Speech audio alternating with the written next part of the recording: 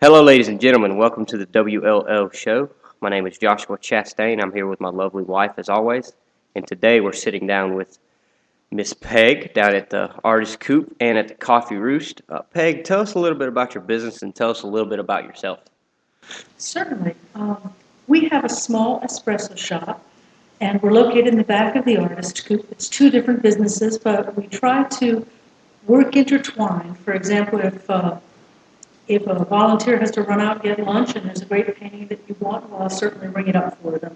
And I try to keep abreast of the lovely art that's in there and meet the artists and talk to them a bit. Our shop was started back in 2017. I had gone up the East Coast and studied women entrepreneurs with small shops. And I met one in Rhode Island who was operating out of a shipping container. And she was a genius. She had coffee and espresso, and that was about it. But she faced the bay. She had little tables outside facing the bay, and she just served coffee. And I really liked that model. I liked her, and I liked the fact that she seemed to have a system and something in mind. So I came here and met Jonathan Eyrick, and he was instrumental in finding the partnership space because I needed to start very small because I was leaving teaching. This was a big event for our family, and we funded it without any loans. So yeah, it was a big adventure. And Jonathan was so helpful. We had just a couple glitches and delays.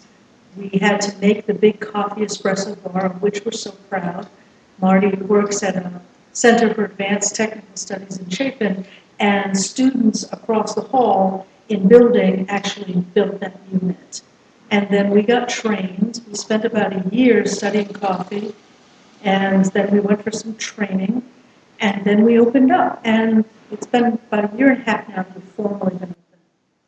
So, why did you choose Lawrence to put this amazing coffee shop and this, amazing? I'm looking around at these paintings, they're absolutely beautiful. The artists here are amazing. This place is so very unique. What made you choose to do it here? It was such a tough decision because we have children who live up north. You know, while I was born in South Carolina, they were not born in South Carolina, and they felt the draw of a different kind of lifestyle, much faster, many entertainment options. So great employment, things like that. They wanted to be entrepreneurs as well. And we had offers to go up north and be outside of Boston or be in New Jersey, and we certainly had looked at some different states ourselves. And I came here to do the farmers market to sell from the little winery that I own. And I kept meeting people, and they were urbane, funny, charming, literate, welcoming, nothing provincial about this town. I felt at home in a way that I hadn't felt in a long time. And it was especially important because our children had moved out, all grown up, and it was time to start making friends, different friends, new friends for the changes in life.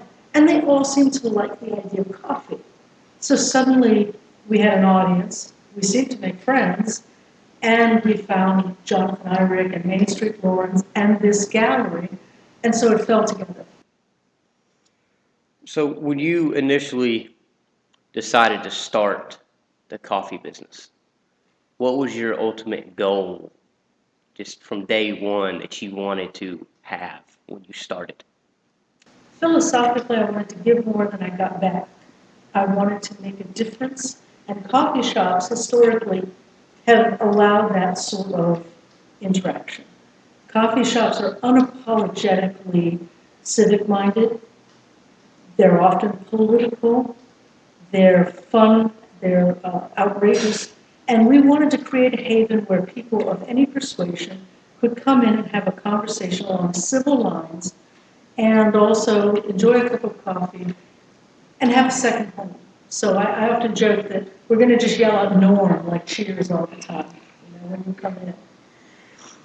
And it's been pretty happy. We come from teaching backgrounds, and I worked with Marty in engineering for many years, and that was project driven, and I always liked that. I always like the concept of getting something done properly to a high standard. And coffee is a transaction that it really doesn't break anybody's pocketbook. It's not like I'm selling them a diamond ring, even though I love diamonds myself. But I thought that I wanted to be in a field where I could listen carefully and provide a small dose of comfort, and a latte or a cappuccino is that. So you said that y'all were founded in 2017. In the 2 years that you've been doing this, what changes have you seen in this very small community within the square and also within the outlying areas? People have been very kind to me saying that we are bringing the millennials here. They've also said that we are an attraction for other businesses to consider, that we've changed the climate. Senator Verdon was in the other day and generously described us as an oasis. I don't take that lightly.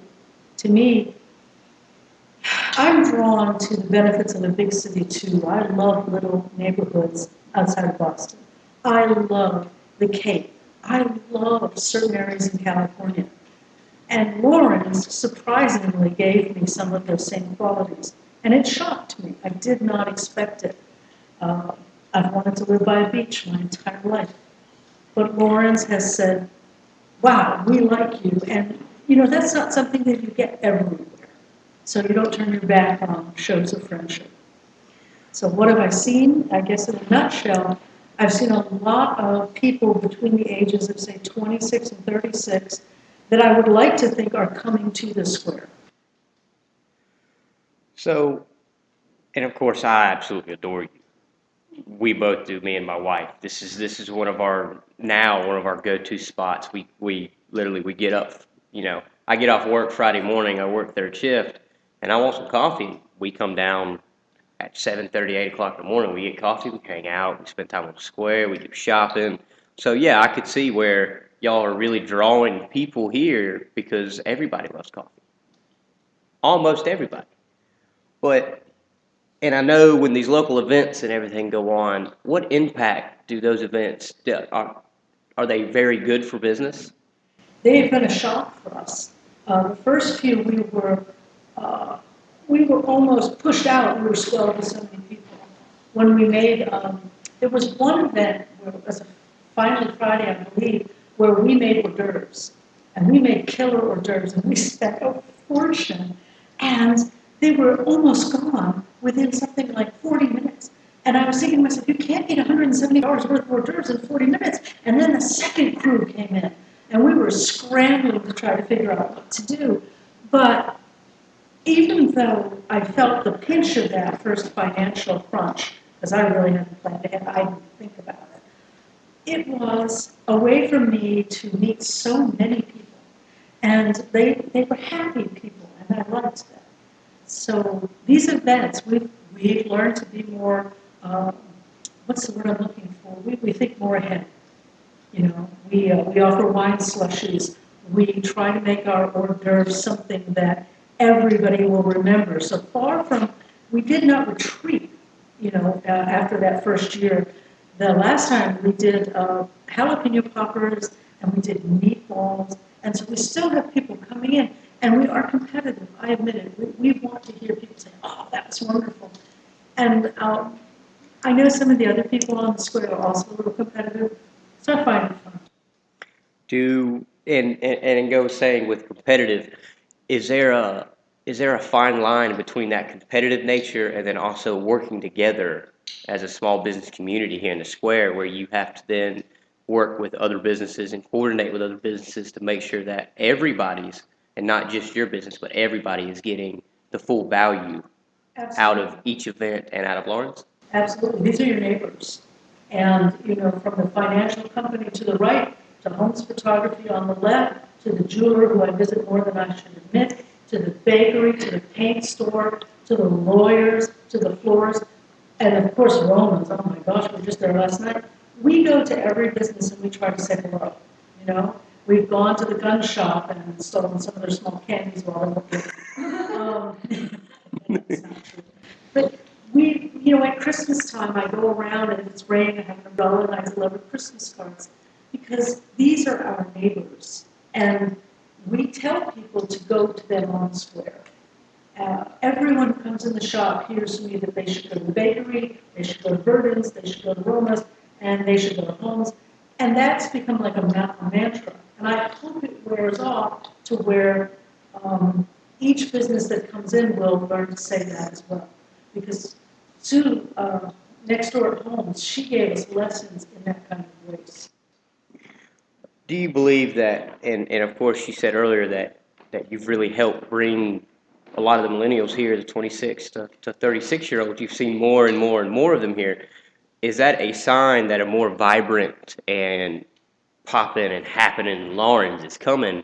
And if that happens, how is that going to affect, you say, your business plan or maybe some of the way that you operate? Is there any plans to maybe, if it gets big enough, to expand and make, say, the coffee shop bigger? Ooh. Well, I love the idea of being able to offer a few more services, and I love the idea of exploring spaces. Right now, being that we're actually moving into Lawrence, I'm too tired this month to think about it. You know, I'm trying to get a handle on what the community is like at a deeper level. But I will say, my hope is that where millennials come, their parents come. Where millennials come, their nieces and nephews come. Yes. And I find them to be very funny, vibrant, and supportive, and loyal. So their money should be here in Lawrence rather than in Fountain Inn or Greenville. And I love those places too. But we should have the things that they want here so that it's a 15-minute drive rather than a 55-minute drive. So Jonathan Eyring has put out a great survey, and I filled it out. I hope everybody will fill it out. And he's asking, what do you want to see here? For example, I said, I'd love to have a butcher here. Oh, wouldn't that be wonderful? And me privately, I'd love to have a greengrocer and a cheese shop. So I know everybody has a principle or a model that they're based their business off of. What principles was this? Not only this, I mean, I can't say it enough, but this gallery, people, if y'all have not been to the Artist Coop, please, please, please come and look. Some of this artwork is absolutely stunning. It's not just artwork. They have redone tables. They have redone chairs. It is just a beautiful place to come and have coffee, hang out, and spend time. But what principles did all of this start with? Well, I can't speak too directly to the Artist Coop itself. One of our employees, Mr. Davis, Tim Davis, he is a member, and his artwork's on display right over there on that wall, those beautiful abstracts.